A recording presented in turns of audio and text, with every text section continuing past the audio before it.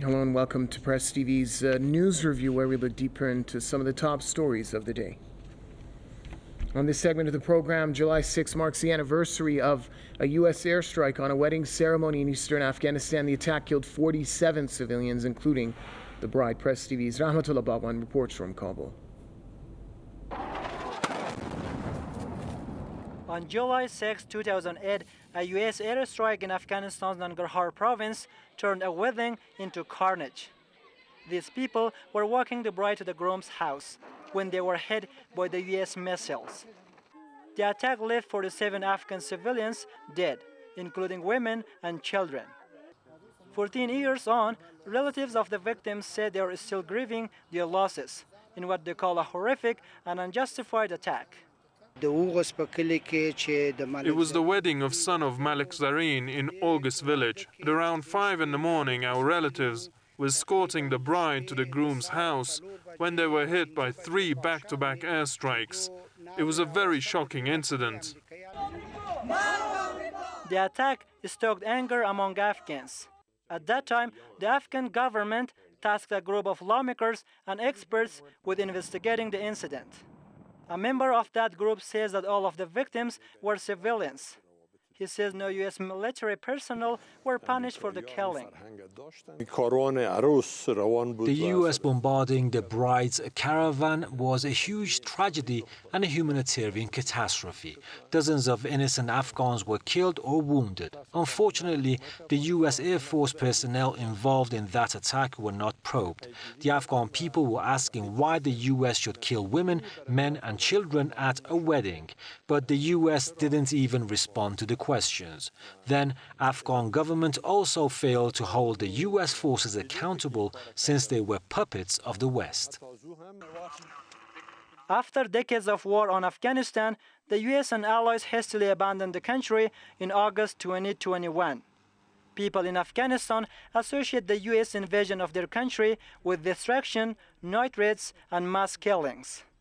The 20-year invasion of Afghanistan by the U.S. has left Afghans with sad and heartbreaking memories. People here say they will neither forget nor forgive the U.S. crimes and its rights violations in their country. Reporting for Press TV, Rahmatullah Bhagwan, Kabul. Well, joining us on this edition of the News Review, we have our correspondent in Kabul, Abdullah Amirzadeh, and also author and historian Marcus Papadopoulos is joining us from the British capital, London.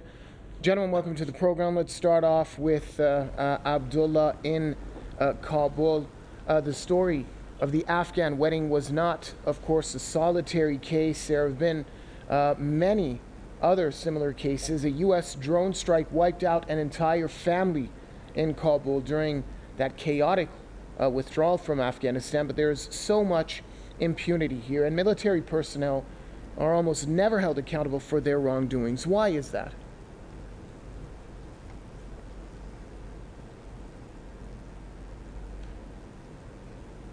Well, yes, actually, if we are going to talk about that, accountability needs a response.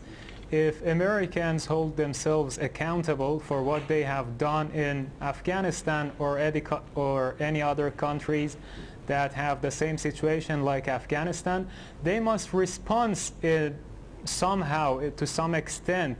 For example, if they have done many brutal things here, they have destroyed infrastructures here, in response to their accountability, they must build this country, for example. And there is not just Afghanistan. We could bring more examples like Iraq or any other countries that have been invaded by the United States in the past several decades. So they know if they hold themselves accountable, they must respond. And if they respond to one country, there would be a line of other countries who would come and say, you are also responsible for what you have done in my country. Marcus Papadopoulos, Afghanistan, of course, has a lot to deal with: poverty, disease, and a starving population. And we saw how the country was pressed by lack of medical supplies after the tragic earthquake that took place just about 2 weeks ago. Isn't it expected of the United States and its Western allies to extend a helping hand to a country that they devastated with that futile war over spanning over 2 decades? Allow me to say, first of all, that I am of the opinion that the Americans remain very much in Afghanistan.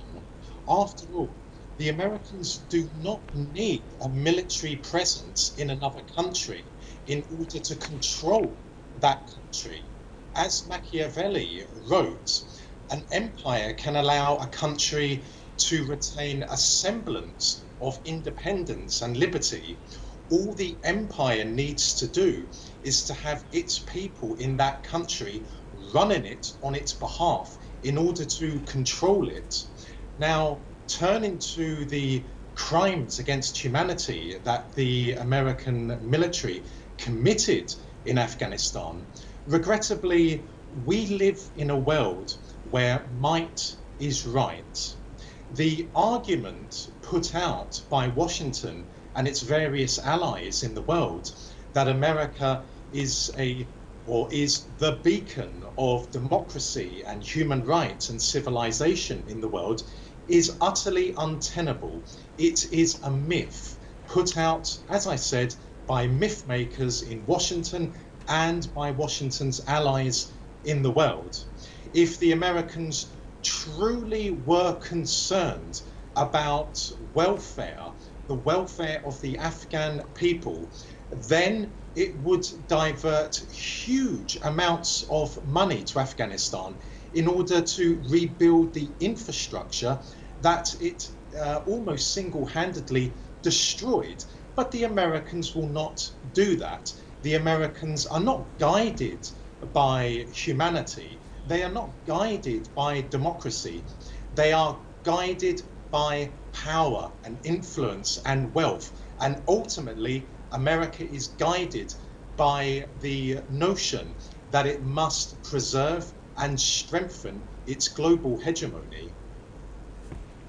Sure. Back to Abdullah Amirzadeh in Kabul. The U.S. keeps promoting itself as an advocate of human rights globally. It seems a bit ironic that Washington is subjecting Afghans to more suffering by freezing billions of dollars worth of assets that include international aid money for the nation. Talk to us about that situation, please.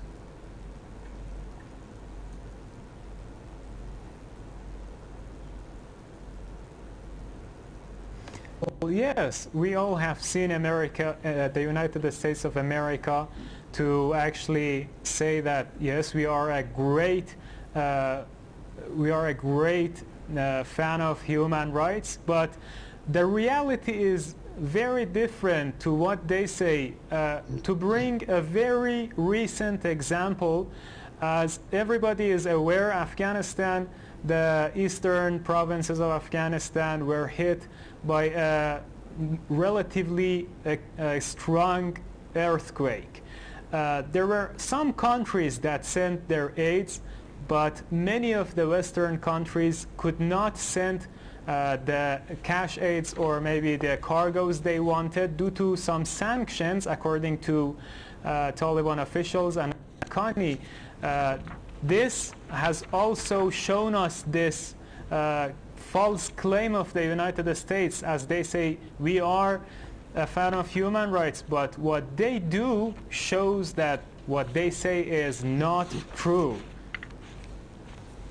And a final question to Marcus. In London, 2 decades of U.S. war in Afghanistan was a strategic failure. Even the top American commanders have acknowledged that. Can you list a number of factors that were responsible for the U.S. defeat there? Well, as I said earlier, I believe the Americans have retained their strategic presence in Afghanistan despite the withdrawal of the American military. As to why the American military were not able to inflict an outright defeat on the Taliban, well, there are numerous factors for that. One of them being that the Taliban takes various forms. So there are Taliban fighters, but then there are tribal villagers who, whilst they are not officially part of the Taliban, nonetheless they are aligned to the Taliban. And the American military were never able to win the hearts and minds of such people. Why? Well, one of the main reasons is because of the terrible atrocities that the American military was committing in Afghanistan. From the slaughtering of people at weddings to funerals, the killing of children, the starvation which resulted in the deaths of women and also children. So there were numerous reasons why the Americans were not able to defeat the Taliban outright, but then at the same time the Taliban were not able to defeat the American military. And I also think it's very important to note that whilst the likes of the Bushes, the Clintons, the Obamas and the Blairs of this world reign supreme, when they go into the next world, by which I mean when they stand before the Almighty, then they will pay, then they will be punished for their crimes against humanity. But whilst they are in this world, then they will continue to reign supreme.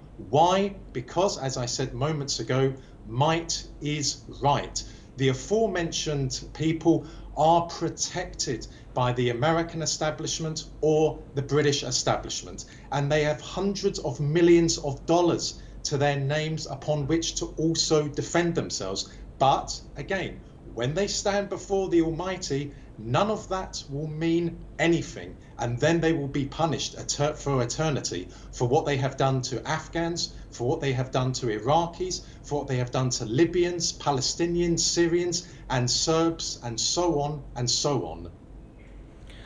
Thanks a lot, gentlemen. Abdullah Mirzada, our correspondent joining us from Kabul, and author and historian Marcus Papadopoulos speaking to us from the British capital, London. With that, it brings us to an end here on this edition of the News Review. But do stay tuned. There's plenty more to come here on Press TV.